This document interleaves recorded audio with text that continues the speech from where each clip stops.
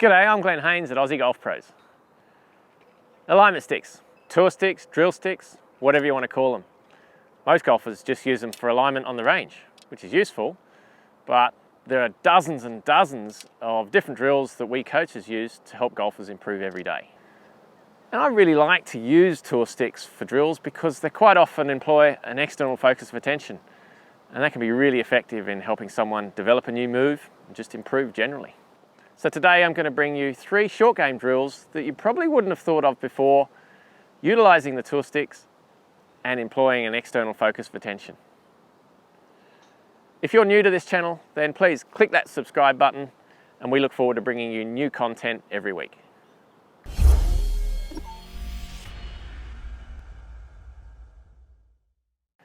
It's really important for us to get good contact with our chips and our pitches so we can control our spin into the greens.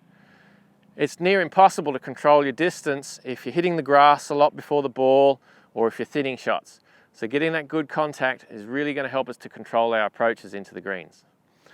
You can do this drill with a chip or a pitch shot, or even a full shot really, although I wouldn't want you to hit the stick with a full powered shot. So I've placed the tour stick around 15 centimeters behind the golf ball here, and that's giving us the feedback that we need in order to really improve our contact with these chip shots.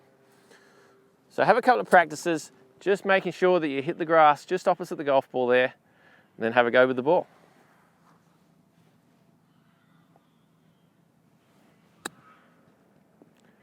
Good contact there.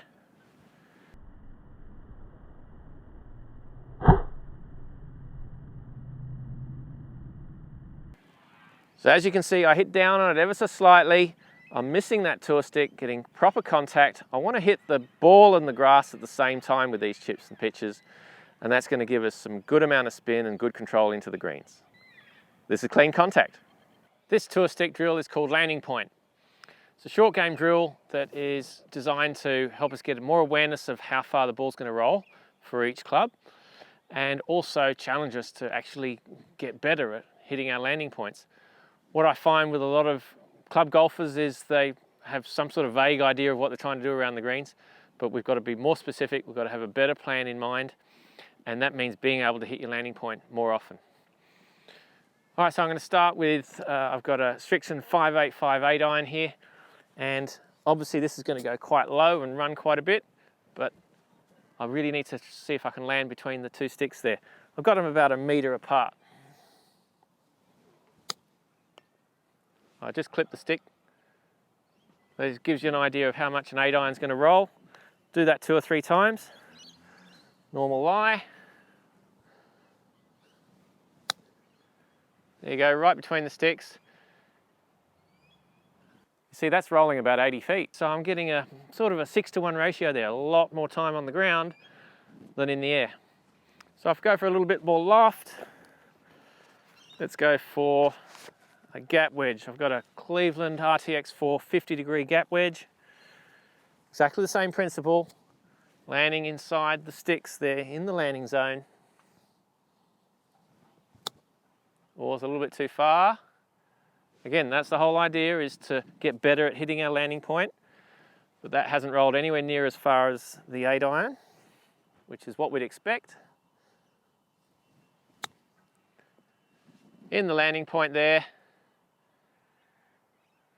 And that's rolled probably about 2-to-1. So again, more time on the ground than in the air, but hasn't rolled anywhere near as far as the 8 iron. Okay, and lastly, and if you've got time, you'd use all the clubs that you chip with, have a go with, and get an idea of how far that ball's going to roll. So now the lob wedge, 60 degrees, and obviously not going to roll as far as the gap wedge. Just a fraction too far, just past the landing zone, but we're getting about a 1-to-1 ratio. These are quite quick greens, quite firm. Obviously, if it's softer, it's not going to roll as far.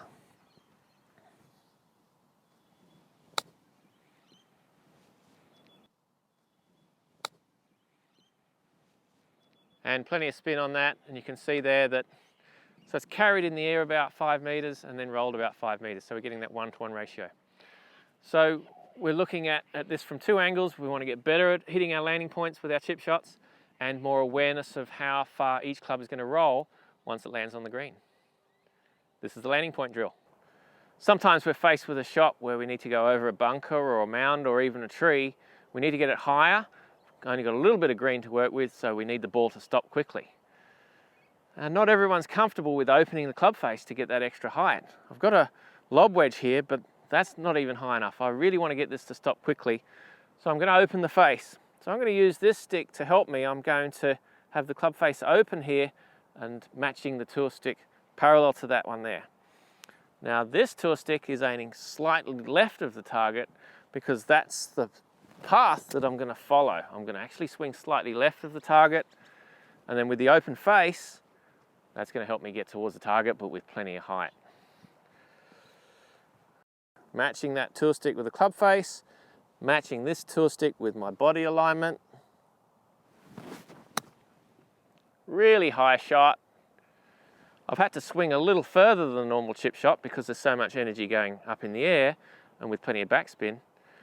But this drill is really going to help you get comfortable with that open club face, which I know a lot of people don't really like to do. This is the open face drill.